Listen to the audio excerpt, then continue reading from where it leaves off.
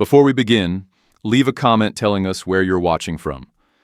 The stagecoach kicked up clouds of red dust as it rolled into Copper Ridge, Wyoming territory in the blazing heat of July 1874. Catherine Wells gripped the edge of her seat, her cotton gloves damp with perspiration despite the dry air. 3 months of correspondence with Robert Hutchins had brought her to this moment, to this remote mining town nestled in the Shah. Before we begin, leave a comment telling us where you're watching from. The stagecoach kicked up clouds of red dust as it rolled into Copper Ridge, Wyoming territory in the blazing heat of July 1874. Catherine Wells gripped the edge of her seat, her cotton gloves damp with perspiration despite the dry air. 3 months of correspondence with Robert Hutchins had brought her to this moment, to this remote mining town nestled in the shadow of steep canyon walls. After losing her position as a seamstress in Boston when the factory discovered she was passing for white, she'd answered his advertisement seeking an educated wife to help manage his general store. The letters had been promising. Robert wrote of his successful business, his small but comfortable home, his respect for learning and refinement.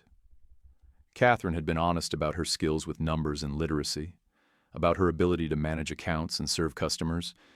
What she hadn't mentioned was the African blood that showed faintly in her features, barely perceptible to those who didn't know what to look for. In Boston, she'd lived in a twilight world, accepted among whites until someone noticed her hair's texture, her lips' fullness, the faint golden undertone of her skin. She stepped down from the coach, smoothing her traveling dress of gray cotton. The small crowd gathered at the depot fell silent.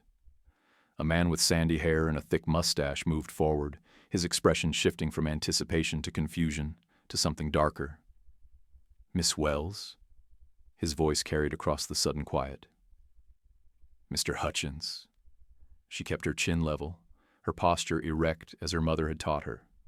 His eyes narrowed as he studied her features. "You're not what I expected. I assure you I am exactly who I claimed to be in my letters. Educated, skilled with accounts, and capable of running a household. You've got Negro blood." It wasn't a question. His voice dropped lower. "I can see it plain as day now that you're standing in front of me." Catherine felt the weight of every stare from the gathered townspeople. "My grandmother was a freed woman from Virginia. I never claimed otherwise, nor did I claim to be anything but what I am." "You never claimed to be colored either," Robert shot back. "That's a lie by omission, Miss Wells. I sent for a respectable white woman to be my wife and help me run my establishment. What would my customers think seeing a mulatto woman behind the counter?" The words struck like stones, but Catherine refused to flinch. "Then I suppose we have no further business, Mr. Hutchins. If you'll direct me to the hotel, I'll arrange my own accommodations while I determine my next course of action." "Hotel's full up with mining surveyors," he said, not quite meeting her eyes now. "And even if it weren't, Jack Thorpe, who runs it, wouldn't take kindly to housing someone like you." He gestured vaguely to the main street. "There's a boarding house on the edge of town. Mexican woman runs it.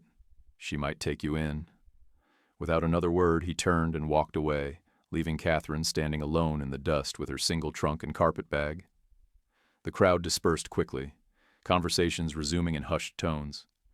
Catherine stood there for a long moment, fighting the urge to collapse or cry or scream. Instead, she picked up her carpet bag, left her trunk by the depot office, and began walking in the direction Robert had indicated. The boarding house was a weathered structure with a sagging porch. A woman with iron-gray hair and weathered brown skin answered Catherine's knock. "See? I'm looking for a room. I can pay."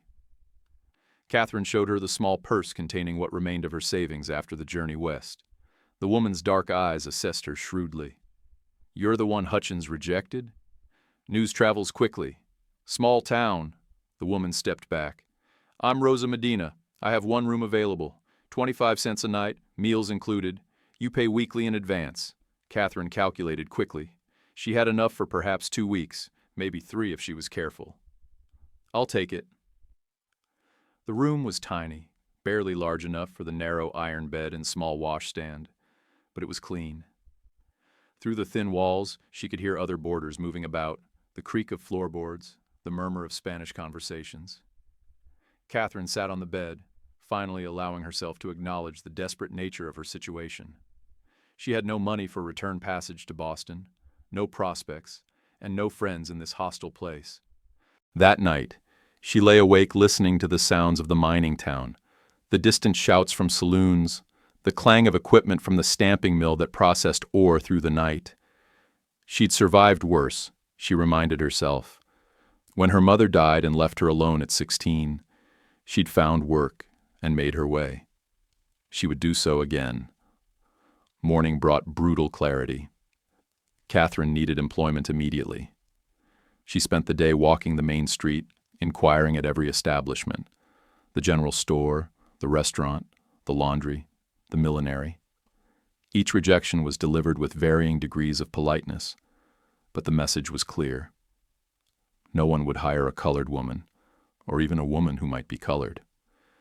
By afternoon, she was exhausted and discouraged. She sat on a bench outside the assayer's office, trying to formulate a plan. Perhaps she could write to contacts in Boston, beg for funds to return.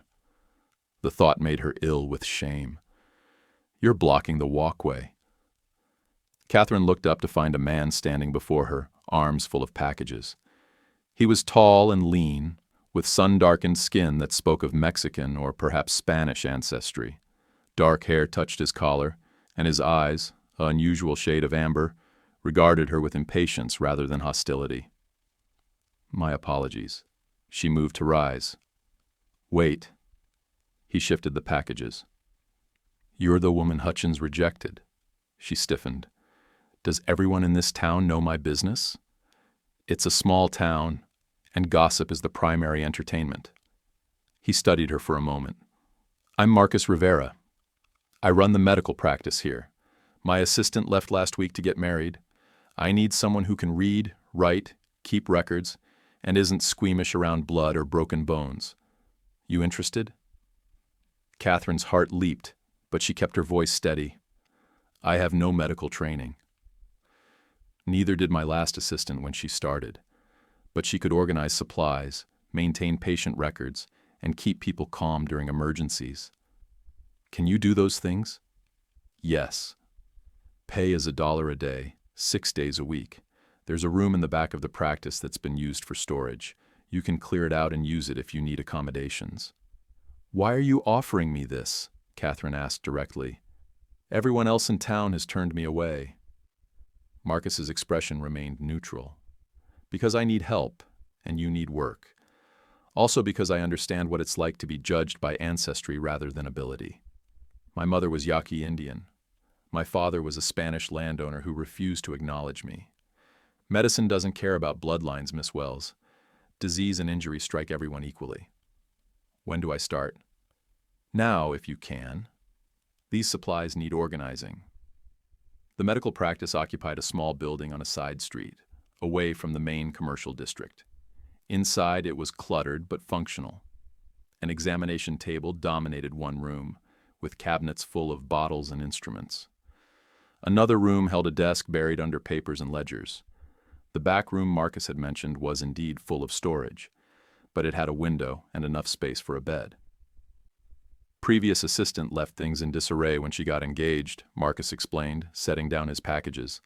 "Spend today getting oriented. Tomorrow we'll start seeing patients." Catherine removed her gloves and set to work. She began with the desk, sorting papers into logical stacks, invoices from suppliers, patient records written in Marcus's cramped handwriting, notes on various treatments and their results. As she worked, she observed her new employer. Marcus Rivera moved with efficient precision, unpacking supplies and checking their contents against lists. His clothing was simple but well-maintained: a white shirt with sleeves rolled up, dark trousers, and worn boots. The silver watch chain visible at his vest suggested moderate prosperity. His hands, she noticed, were strong and steady, the hands of someone accustomed to delicate work. "You're wondering if you can trust me." He spoke without looking up from his inventory. Catherine didn't deny it. "I've learned to be cautious. Wise. I'll tell you plainly what you can expect. This town tolerates me because I'm the only doctor within 30 miles. They don't like that I'm part Indian, but they like dying even less. You'll find the same conditional acceptance if you prove useful. Some will refuse to let you touch them. Others won't care as long as you're competent. And you? What do you care about? Competence, reliability, discretion. He finally looked at her directly. I don't care what blood runs in your veins, Miss Wells. I care whether you can hand me the right instrument when I'm setting a broken bone, and whether you'll keep accurate records of what medicines I've dispensed. I can do both. Then we'll get along fine. By evening, Catherine had made significant progress organizing the desk and had begun cataloging the medical supplies. Rosa Medina brought her trunk from the depot, charging only a small fee for the service. Catherine moved her few possessions into the back room, which she'd cleared enough to make habitable. That night, she ate a simple dinner of beans and bread that Marcus had prepared on the small stove in the practice. They ate in silence, but it was a comfortable silence, the quiet of two people who'd reached an understanding. You should know, Marcus said as he gathered the dishes, that working here will make your situation more difficult in some ways. Association with me won't improve your standing in the community. My standing couldn't get much lower, Catherine replied. At least here I'll be doing something useful. A slight smile crossed his face. You may even learn something. Medicine is fascinating if you have the mind for it. I've always been curious about how things work. Bodies are just complicated machines, aren't they? That's exactly right. His expression warmed slightly. The best doctors understand that. We'll see if you have the aptitude for this work, Miss Wells. Catherine, please. If we're to work together, formality seems unnecessary. Marcus, then. He extended his hand, and she shook it, noting the calluses that spoke of hard work. The first week tested Catherine in ways she hadn't anticipated. A mining accident brought 3 men with crushed fingers, and she learned to assist with splinting and bandaging while maintaining a calm demeanor, despite the blood and the men's cursing. A woman came in with an infected wound on her arm, and Catherine helped prepare the poultices and held the woman's hand while Marcus lanced the infection. Some patients refused to let her near them. A grizzled prospector spat tobacco juice on the floor and demanded Marcus do everything himself, muttering about mixed breeds helping mixed breeds. Marcus simply nodded and complied, but Catherine saw the tension in his jaw. Others were pragmatic. A mine foreman with a gash across his palm let Catherine clean and stitch the wound under Marcus's supervision. Got steady hands, he grunted in approval. Better'n old Doc Morrison we had before. Catherine discovered she had a natural aptitude for the work. She learned quickly to distinguish between various instruments, to prepare bandages and compresses, to keep meticulous records of treatments and outcomes. Marcus proved to be an excellent teacher, patient when she made mistakes, generous with praise when she succeeded. You have good instincts, he told her, after she'd correctly identified the symptoms of scarlet fever in a child and prepared the appropriate fever-reducing treatment before he'd even examined the patient. Have you considered formal medical training? Catherine laughed bitterly. I'm a woman with African blood, Marcus. What medical college would accept me?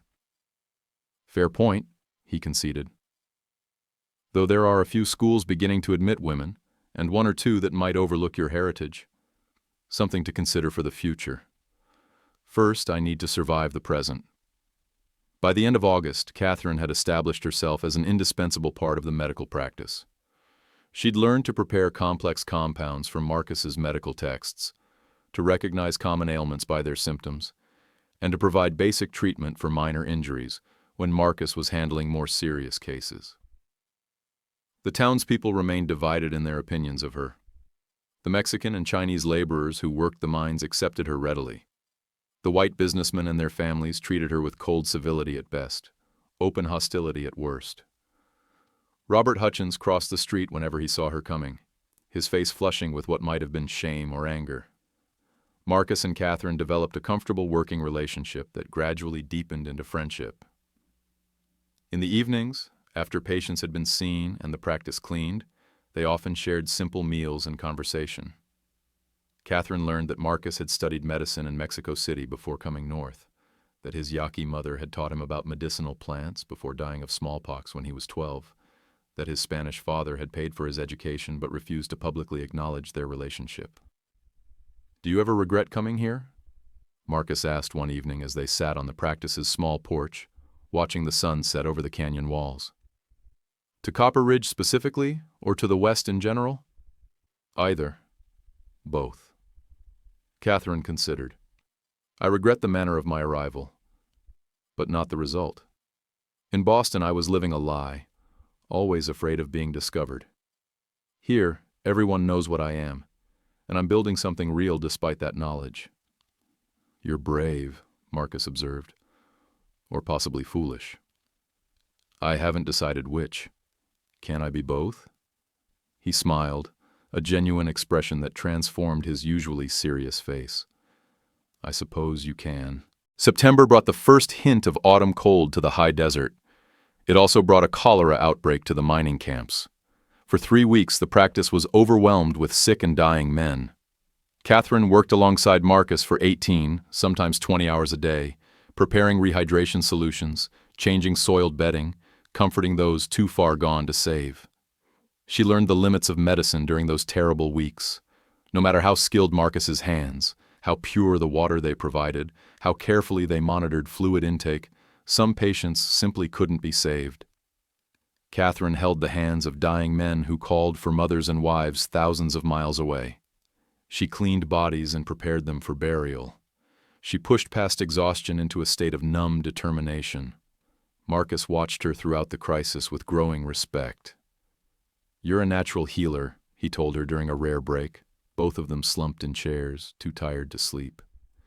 "Better than many trained physicians I've known. I just do what needs doing. That's exactly what makes you good at this." He rubbed his eyes. "Most people can't face suffering without flinching. You face it and figure out how to help." The outbreak finally subsided as the weather cooled. 23 men had died, but 47 had survived, thanks largely to the constant care provided by Marcus and Catherine.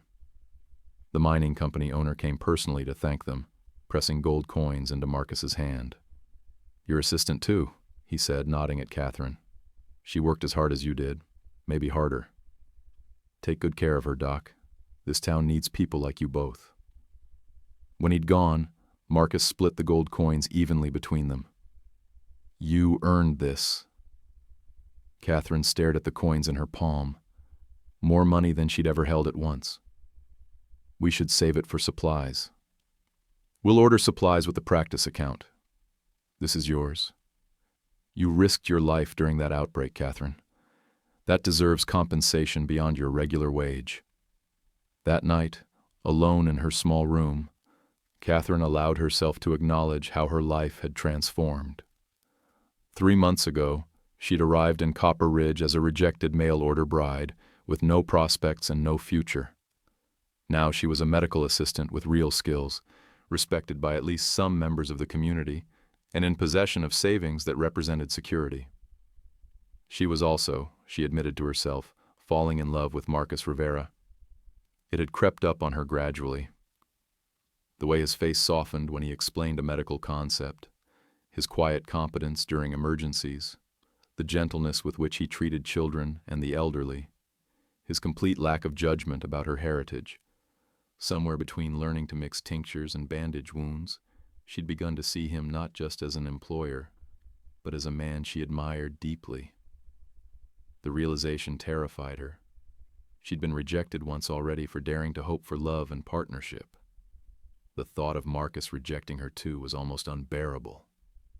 October brought cooler weather and a shift in their relationship. Catherine began to notice Marcus watching her when he thought she wasn't looking. His hand would linger when passing her instruments. He'd find reasons to work close beside her, even when there was plenty of space in the practice. One evening, while reorganizing the medicine cabinet, their hands touched, reaching for the same bottle. The contact lasted a moment longer than necessary. When Catherine looked up, Marcus's amber eyes held an expression that made her breath catch. "Catherine," he began, then stopped. We should discuss something. What is it? People are talking. About us, about impropriety. Mrs. Patterson mentioned it when I treated her rheumatism yesterday. Catherine's stomach dropped.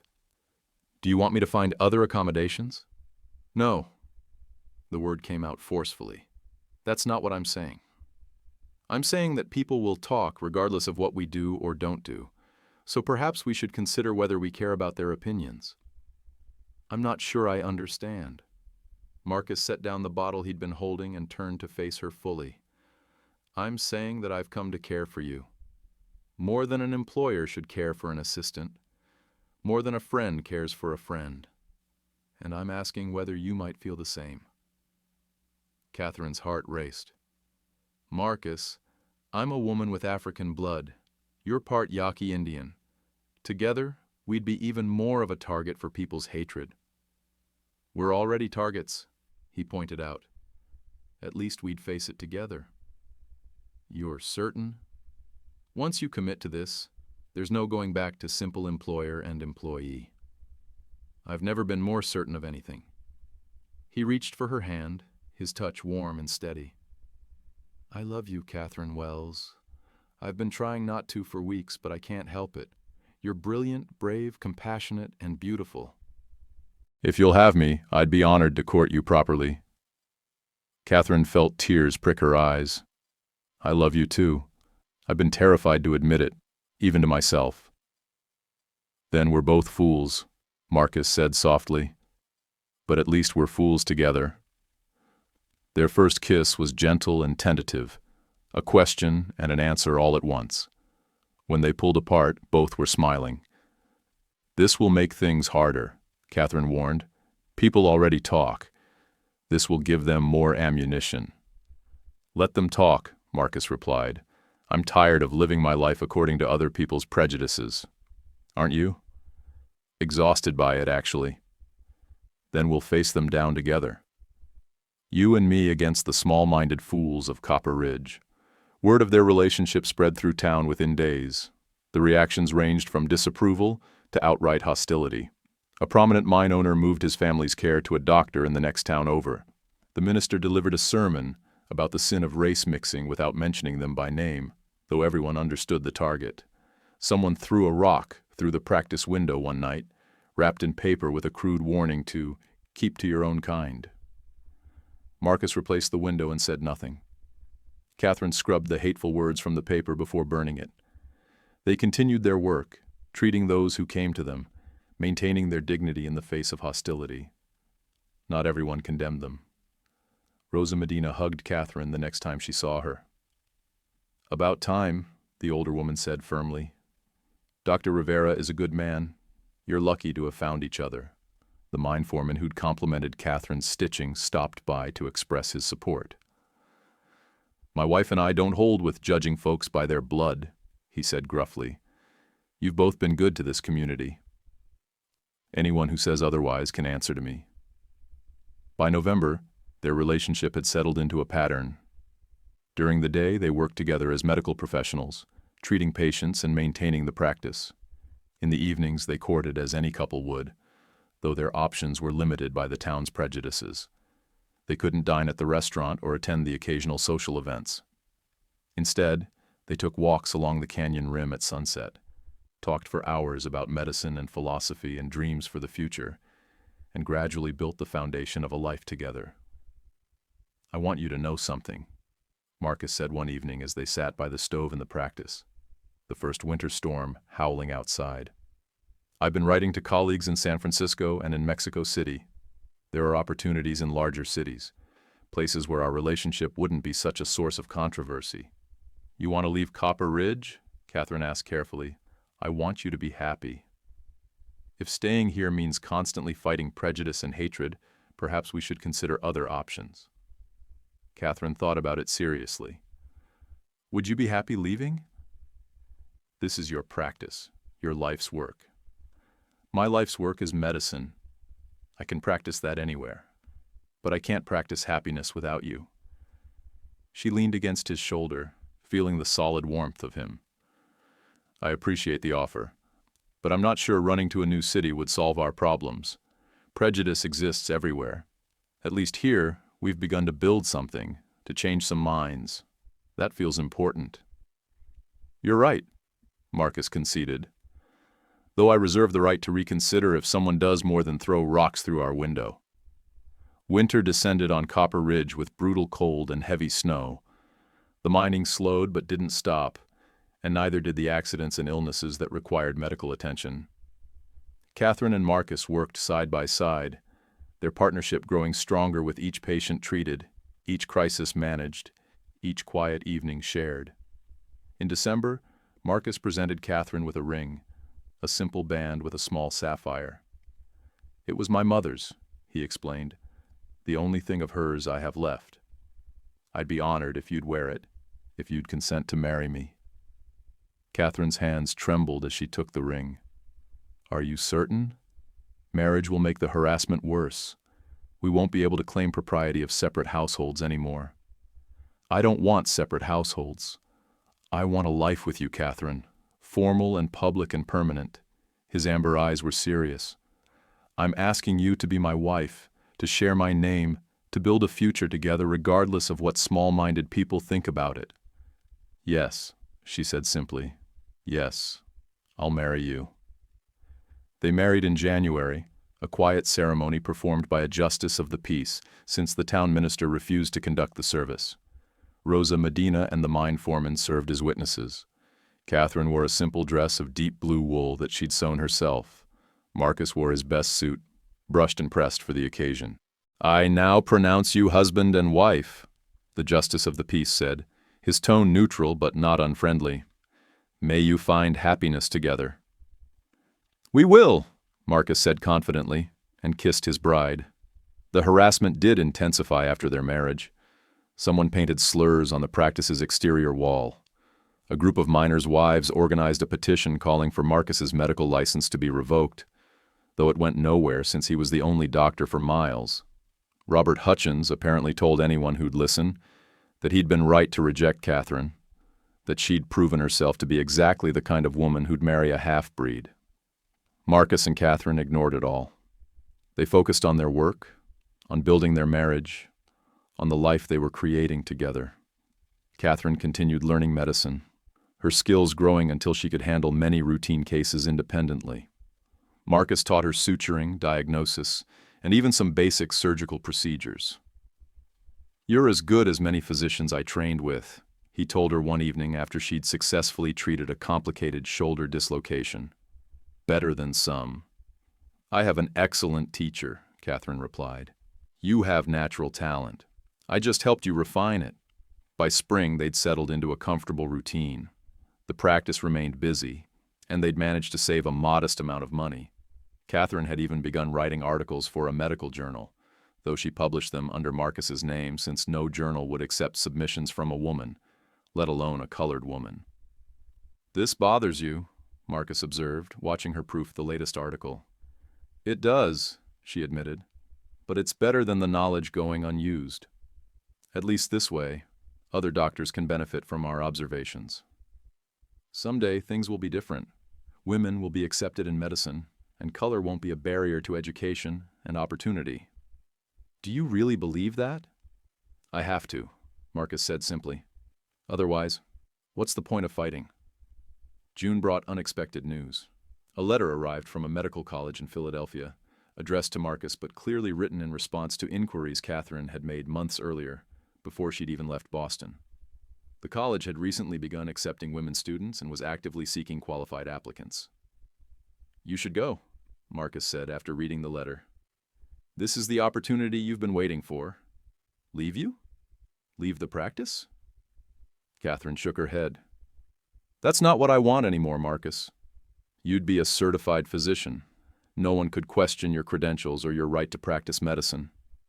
I'm already practicing medicine. Here with you, helping people who need us.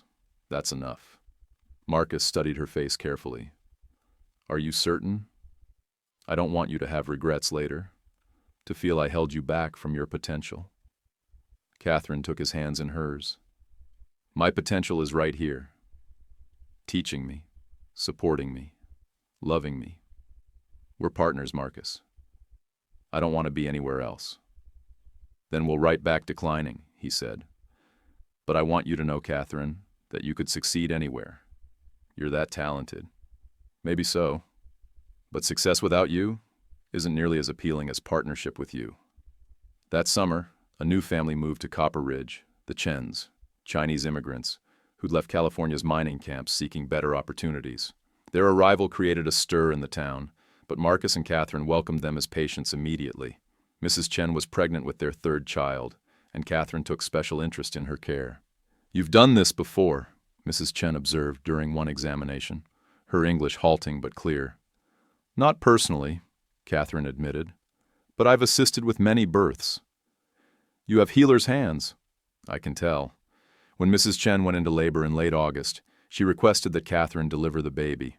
Marcus supervised, ready to intervene if complications arose, but Catherine handled the entire process confidently. When the healthy baby boy was born, Mrs. Chen insisted on naming him Marcus in honor of the doctor who'd welcomed her family to town. "We're not so different, you and me," Mrs. Chen told Catherine afterward, as Catherine cleaned the baby and checked him for any problems.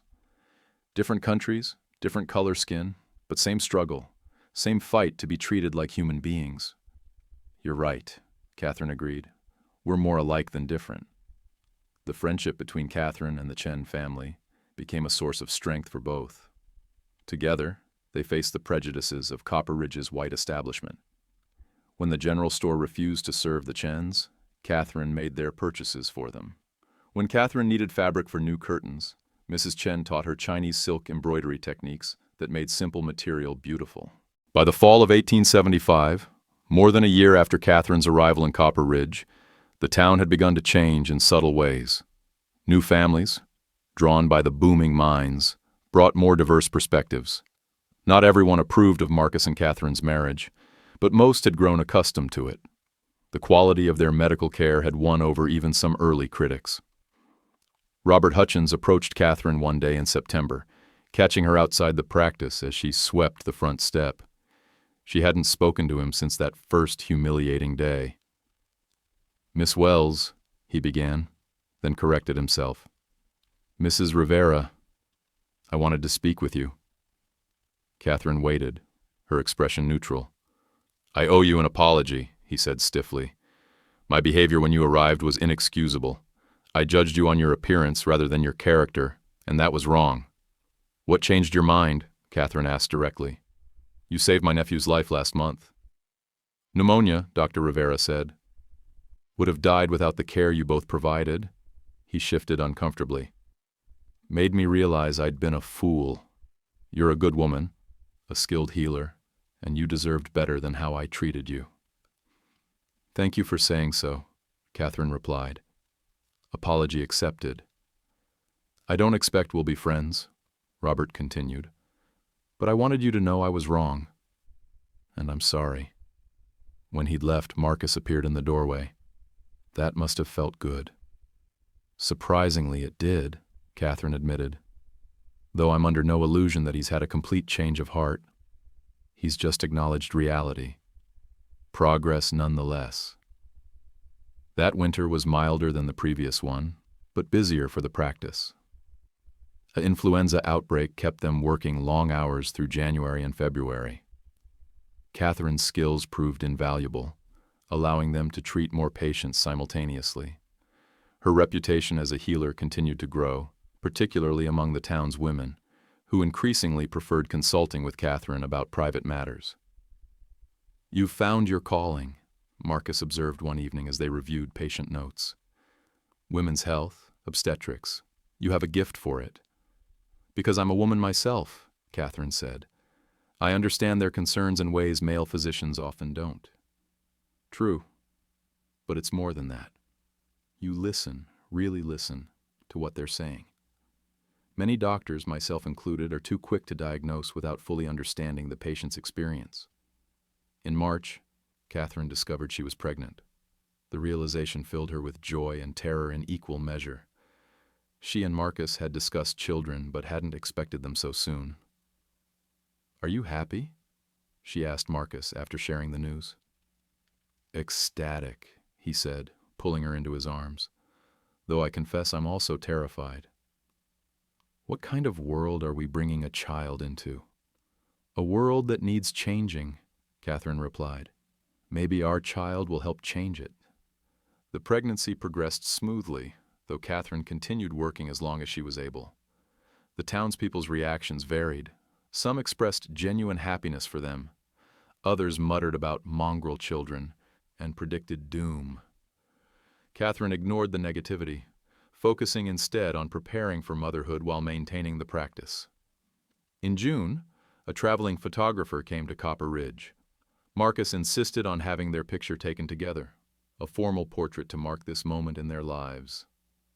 Catherine, visibly pregnant in the photograph, sat while Marcus stood beside her, his hand on her shoulder. Both looked directly at the camera with calm dignity. "Our child will know we were proud," Marcus said when they picked up the finished photograph. "Proud of who we are, proud of our family, proud of what we've built together." Catherine studied the image. Two people who'd been rejected by society, who'd found each other and built something meaningful despite constant opposition. "We'll make sure they know their worth," she agreed, "no matter what anyone else says." Their daughter was born in early October 1876, a healthy baby girl with her father's amber eyes and her mother's determined expression. They named her Rosa Elena Rivera, honoring both Rosa Medina, who'd first offered Catherine shelter, and Marcus's mother Elena, who'd taught him about healing. The birth was relatively easy, and Catherine recovered quickly. Within 2 weeks, she was back to helping in the practice, though now with a baby strapped to her chest. Rosa Elena seemed to thrive on the constant activity and varied company, rarely fussing even during the busiest days. "She's going to be a healer too," Marcus predicted, watching his daughter sleep peacefully despite the sounds of a patient receiving treatment in the next room. "Nothing disturbs her." "Or she's just used to chaos," Catherine suggested with amusement. As their daughter grew, so did their practice and their reputation. By 1877, Marcus and Catherine were treating patients from surrounding territories, people who'd heard of their skill and dedication. The practice expanded into the building next door, allowing them to have a proper waiting area, examination rooms, and even a small dispensary for mixing medicines. Robert Hutchins, in an unexpected gesture, offered to sell the medical supplies at cost through his general store. "Good business relationship," he explained gruffly. "Benefits everyone." Catherine accepted the offer graciously, recognizing it as the peace offering it was meant to be. Not everything was peaceful, however.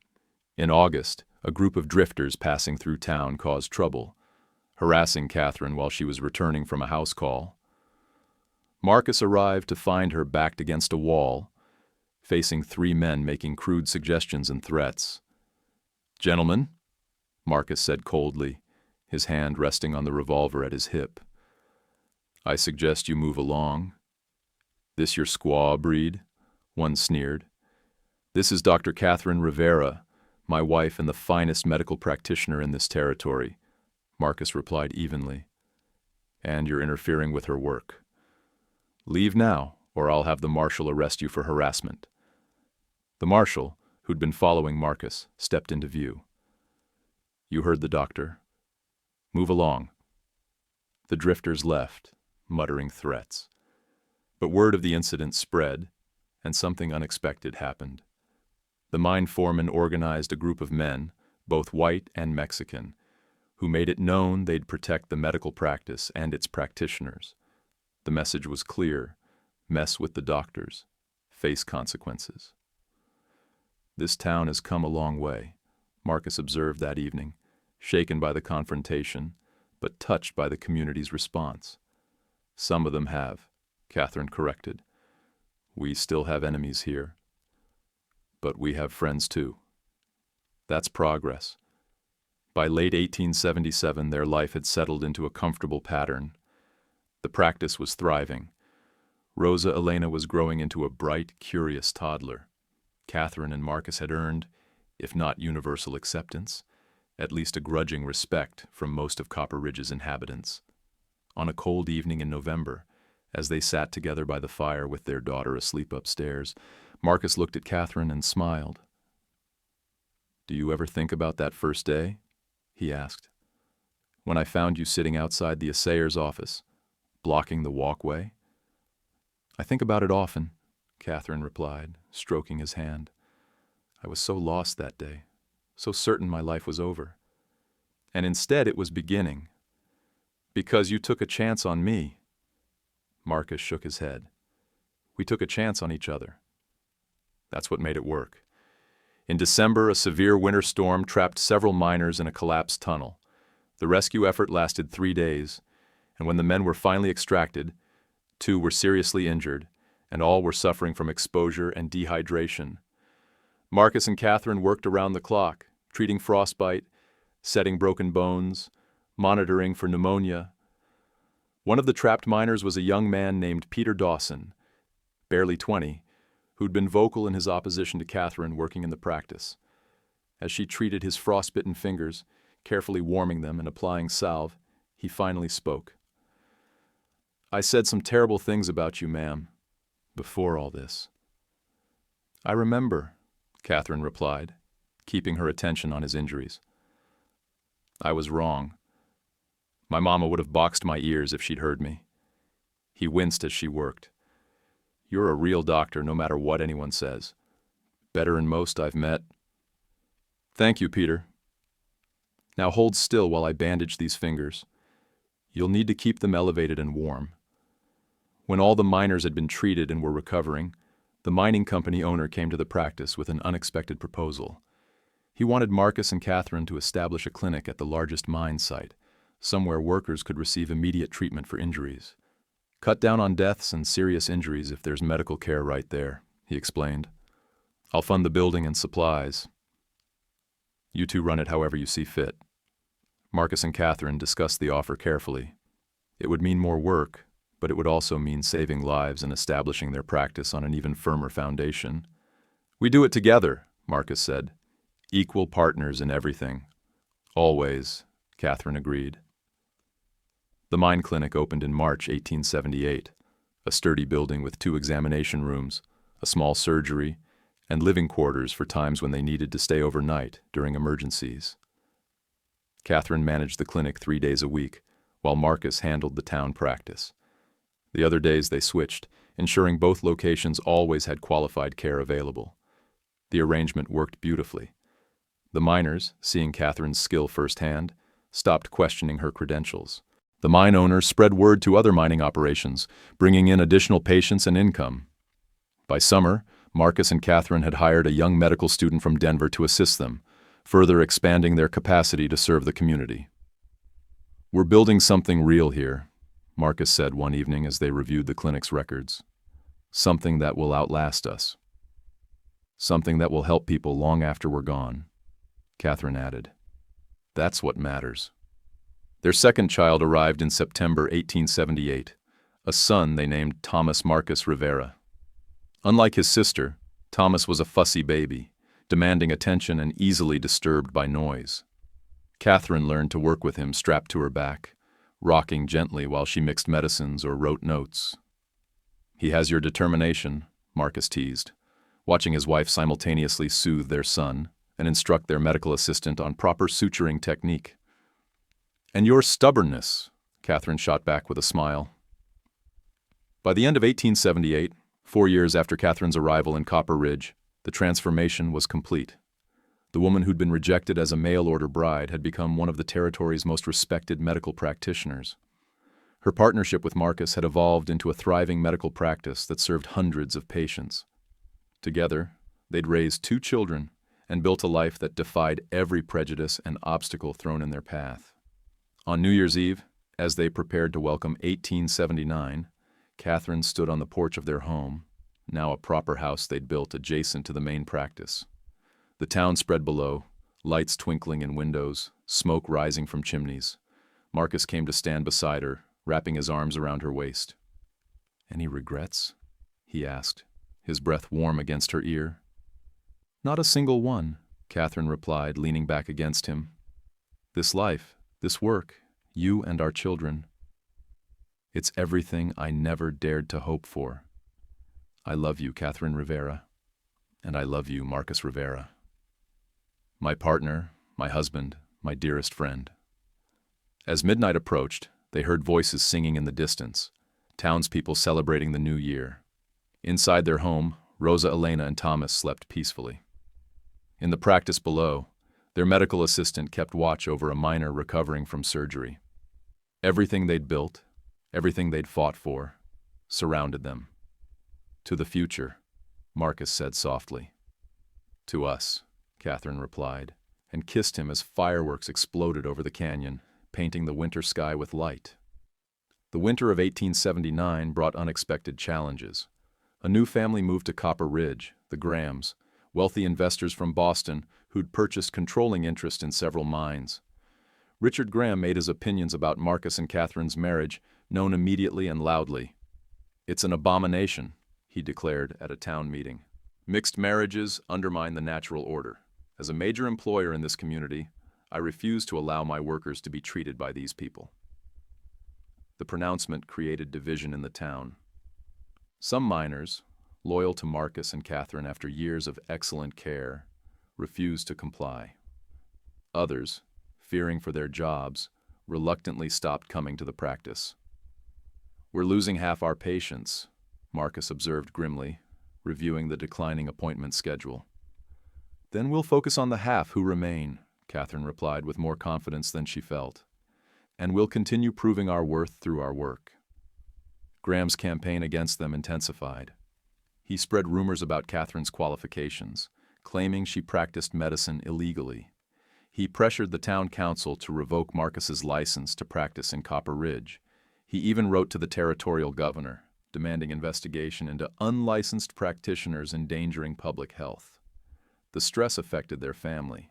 Rosa Elena, now 3 years old, sensed the tension and became clingy.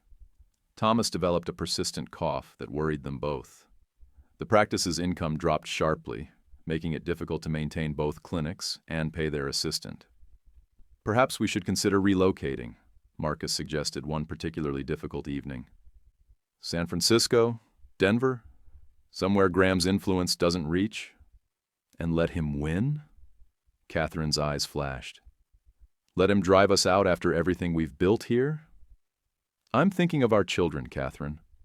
What kind of environment are we raising them in? One where they see their parents fight for what's right. One where they learn that hatred doesn't get to decide their future. Before Marcus could respond, urgent knocking interrupted them.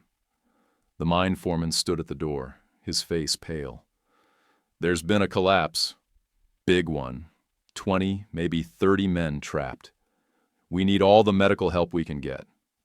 Marcus and Catherine exchanged a glance, their argument forgotten. We'll be right there, Marcus said, already reaching for his medical bag. They worked through the night as rescue crews extracted miners from the rubble. Some had minor injuries, others were critical. Catherine performed an emergency amputation on a miner whose leg was crushed beyond saving, her hands steady despite exhaustion. Marcus worked on multiple patients simultaneously, triaging injuries and directing care. Graham appeared at the site as dawn broke, surveying the damage and the injured men.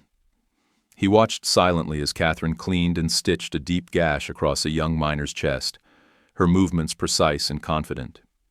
He observed Marcus set a compound fracture with practiced skill, talking calmly to the screaming patient throughout the procedure. How many dead?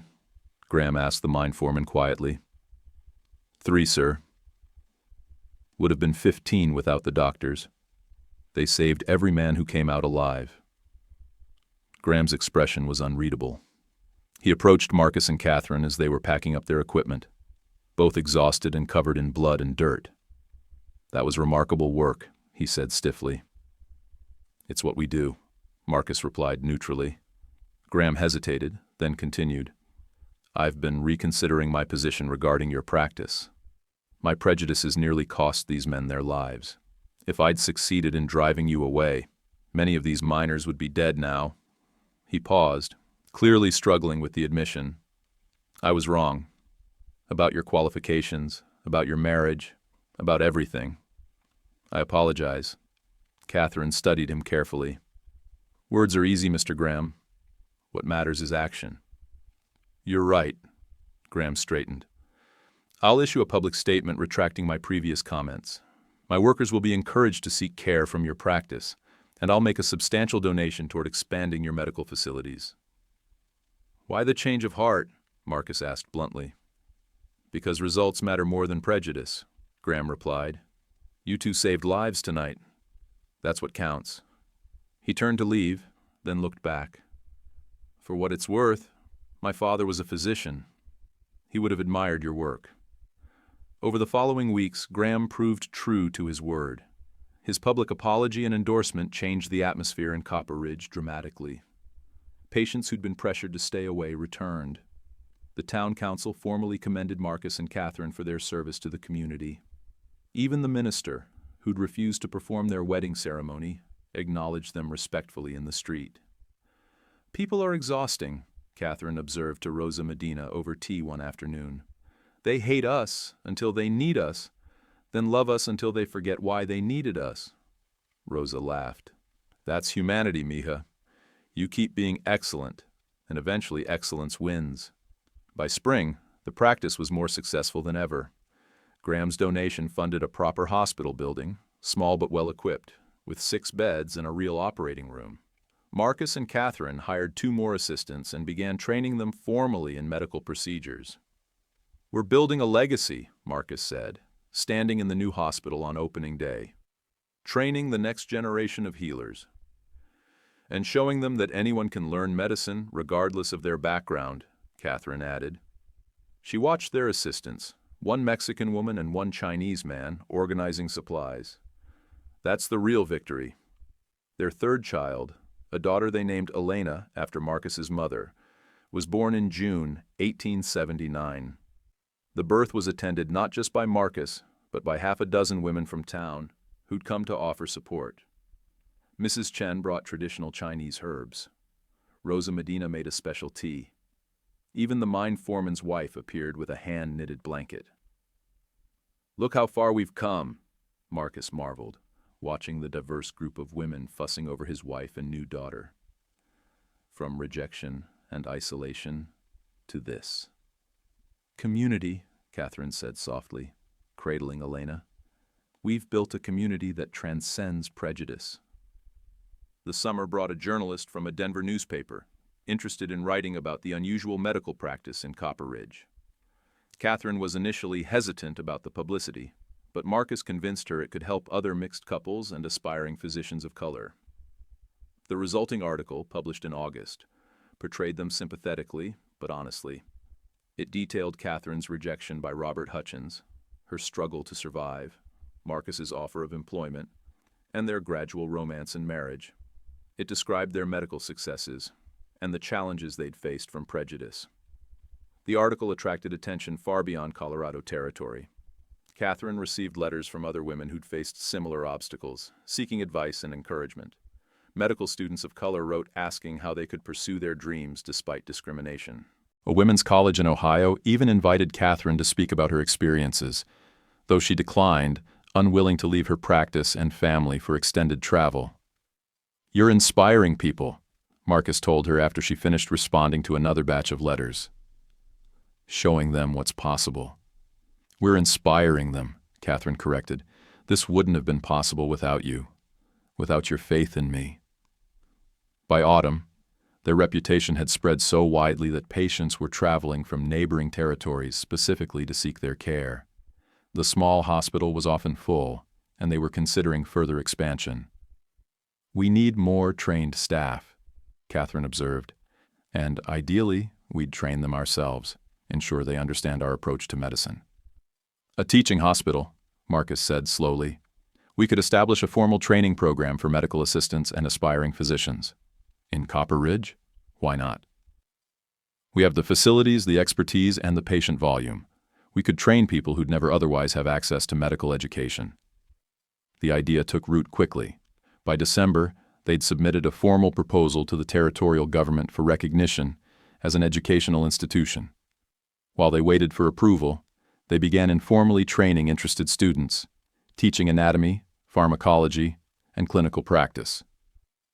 Rosa Elena, now 5 years old, spent her days in the hospital, absorbing medical knowledge the way other children absorbed fairy tales. She could identify basic instruments and knew the names of common medicines. Thomas, at 2, was more interested in the horses and equipment than the medical aspects, but he loved being around people and brightened every patient's day. Baby Elena seemed destined to follow her sister's footsteps, watching everything with alert, intelligent eyes. "We're raising the next generation of healers," Catherine said one evening, watching Rosa Elena carefully bandage her doll's broken arm using proper technique. "Among other things," Marcus agreed. "They're also learning that love transcends prejudice, that family comes in many forms, and that determination can overcome almost any obstacle." The approval for their teaching program came in February 1880, along with a modest grant to support educational activities. Marcus and Catherine were now officially authorized to train medical assistants, with their students eligible for territorial certification upon completion. Their first formal class consisted of 6 students, 3 women and 3 men, representing Mexican, Chinese, African, and white backgrounds. The diversity was intentional, proving that medical knowledge belonged to everyone. "Medicine doesn't see color or gender," Catherine told them on the first day of instruction. "It sees only the patient's need and the healer's skill. That's what we'll teach you here." The training program proved successful beyond their hopes. Within a year, all 6 students had passed their certification examinations. 2 stayed in Copper Ridge to work at the hospital. The others took positions in surrounding communities, spreading the approach to medicine they'd learned. "We're changing the entire territory," Marcus observed with satisfaction. One trained healer at a time.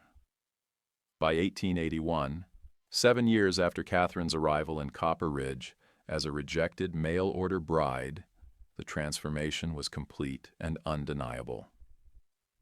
The town that had once shunned her now took pride in the medical practice she and Marcus had built. The hospital was a point of civic pride, attracting patients and students from across the territory. Catherine herself had evolved from a desperate woman seeking any employment to a respected physician and educator. She'd co-authored several medical papers with Marcus, published under both their names now as attitudes slowly shifted. She'd delivered over 100 babies, performed countless surgeries, and trained dozens of medical assistants. Her marriage to Marcus had weathered every storm prejudice could throw at it, emerging stronger each time. Their children were thriving, growing up in a world their parents were actively reshaping into something better. On a warm evening in June, the town held a celebration in honor of the hospital's 3rd anniversary. Nearly everyone in Copper Ridge attended, along with people from neighboring communities. There were speeches praising Marcus and Catherine's work, presentations by grateful patients, and a community dinner. Robert Hutchins, now respectably married himself, approached Catherine during the festivities. "I think about that day often," he said quietly. "The day you arrived, and I rejected you. It's one of my greatest regrets." "We all have regrets," Catherine replied graciously. "What matters is what we do afterward. You've done something remarkable here. Both of you have." He gestured to the hospital, to the crowd of diverse faces celebrating together. "You've made Copper Ridge a better place. We've tried. That's all anyone can do." As the sun set over the canyon walls, painting the sky in shades of orange and pink, Marcus found Catherine on the hospital's porch. She was watching their children play with others in the yard below, a scene of innocent joy that seemed impossible 7 years earlier. "Happy?" he asked, slipping his arm around her waist. "Completely," Catherine replied, leaning into his embrace. "This life we've built, it's everything, more than everything. You know what amazes me most? If Hutchins hadn't rejected you that day, none of this would exist. You'd be running a general store instead of saving lives." Catherine laughed softly. "I suppose I should thank him for his prejudice then. It led me exactly where I needed to be. To me, to us, to this." She gestured broadly, encompassing the hospital, the town, the sunset, their children. "To everything we've fought for and won." As darkness fell and lanterns were lit across Copper Ridge, Marcus and Catherine remained on the porch, watching their community celebrate. Two people who'd been rejected by society for who they were had created something neither could have built alone. Together they'd proven that love, determination, and skill could overcome hatred and prejudice. Their story wasn't finished. There would be more challenges ahead, more battles to fight, more minds to change. But standing together in the gathering darkness, surrounded by the evidence of everything they'd accomplished, Catherine Wells Rivera knew with absolute certainty that she was exactly where she belonged. Rejected by one man, accepted by another, she'd found not just love but purpose, not just survival, but triumph. And that, she thought as Marcus pulled her closer, was worth every hardship they'd endured. The stars emerged one by one over Copper Ridge as the celebration continued below, voices raised in laughter and song.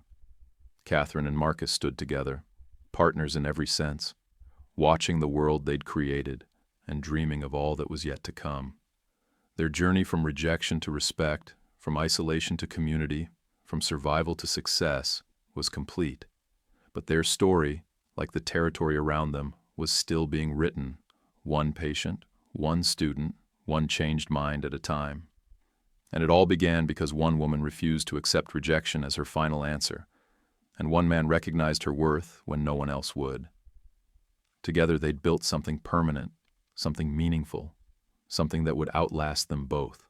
A legacy of healing, of justice, of love that transcended every boundary society tried to impose. That was their triumph. That was their story. And it was far from over.